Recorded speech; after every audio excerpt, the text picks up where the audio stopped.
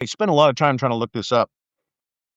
The US bankruptcy courts aren't as opaque as they should be. This is another thing we should probably require out of the courts. Since we are a data-driven society now, we should get the data from public data from the bankruptcy court. So it's a little hard to tell what was the primary cause. Was it medical? Was it job loss? Was it credit cards? So I can't tell like if it was the number one cause every year, but I can tell you if medical bills were part of a person or a family's problems and they had to file for bankruptcy, this is kind of the compendium.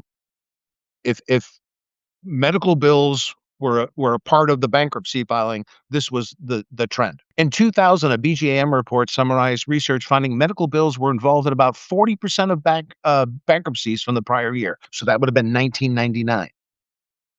A very widely cited Harvard Health Affairs study attributed 46.2 of all 2001 bankruptcies to a major medical reason.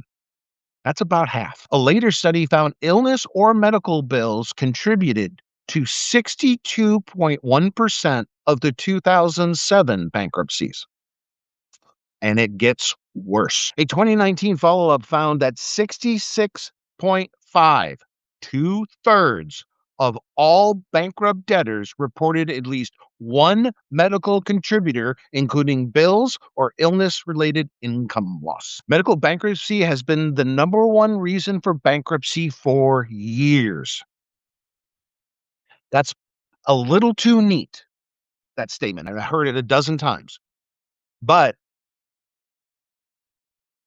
even factcheck.org and what was the other site I read earlier today? I'm sorry, it was 2factcheck.org saying it's the number one bankruptcy reason for years. That's probably an overstatement, but even fact check acknowledges that uh, if they were not the sole cause, they were at least a component or some, and many times a major component. So the careful version here of how bad medical bills impact American, and this is keeping it real from the best data available without the feels. The careful version is for at least 25 years now, medical costs and illnesses have been one of the biggest and often the biggest contributors to personal bankruptcy in the United States. Even though there is no clean official year-by-year leaderboard proving an uninterrupted streak. Okay. So the